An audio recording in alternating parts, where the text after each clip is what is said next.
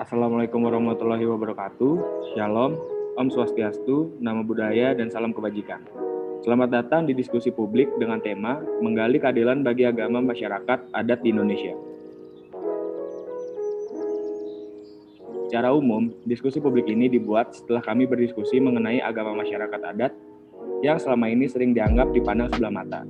Dengan adanya diskusi ini diharapkan pendengar dapat lebih memahami konsep agama masyarakat adat dan tidak spontan menghakimi keyakinan penganutnya. Tema ini akan diangkat melalui diskusi publik untuk menghadirkan sudut pandang dari berbagai pihak dan membuka obrolan dua arah antara narasumber dan peserta.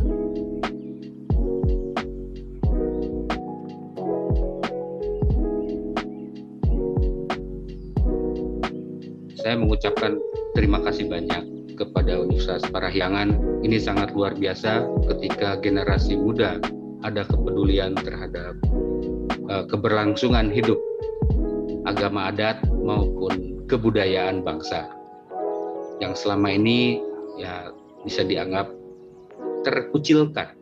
Bahkan ada kecenderungan di beberapa waktu yang lalu itu begitu mendapatkan kesulitan yang sangat, dari mulai persoalan perkawinan hingga persoalan penguburan. Jadi untuk menguburkan sendiri itu perlu masalah.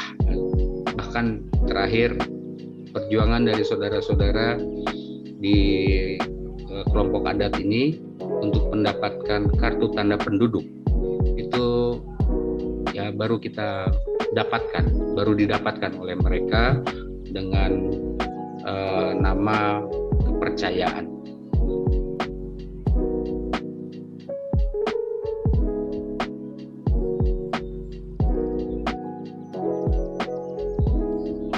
Dikatakan bahwa kemudian negara menjamin kemerdekaan tiap penduduk untuk memeluk agama masing-masing dan untuk beribadat menurut agama dan kepercayaan. Jadi ini merupakan dasar yang sebenarnya baik ya.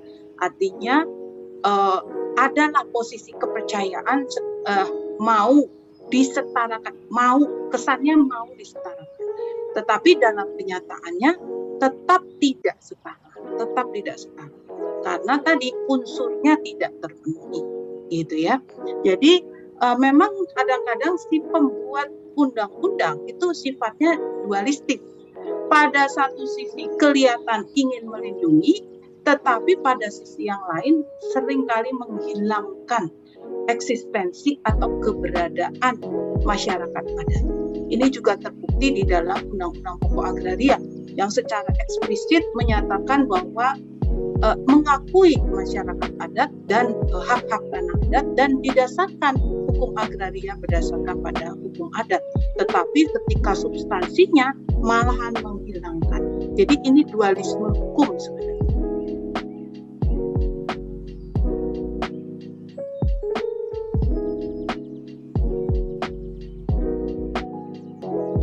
Saya Anjar, saya salah satu penganut kepercayaan Marapu dari Sumba, Provinsi NTT. Dan menarik sebenarnya tadi apa yang disampaikan oleh Abah gitu ya. Bagaimana soal konsep ketuhanan yang ada di dalam masyarakat adat itu sendiri. Karena memang di masyarakat adat ini kan lebih bagaimana soal roh ketuhanannya itu kan melekat sebenarnya pada soal teori keseimbangannya itu gitu.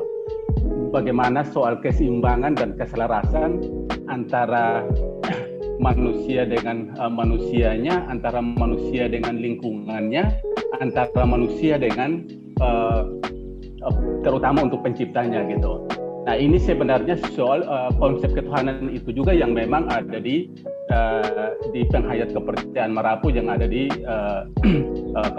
Kabupaten Sumba Timur. Yang berikut sepakat tadi sebenarnya bagaimana soal ketika negara hadir, bukan saja dalam tataran ketika kita bilang bahwa harus melindungi soal masyarakat adat, Tetapi ketika dihadapkan dengan berbagai macam kepentingan negara, nah disitulah sebenarnya bahwa masyarakat adat menjadi semakin tertekan. Istilah namanya sebenarnya diskriminasi berlapisnya ada di situ.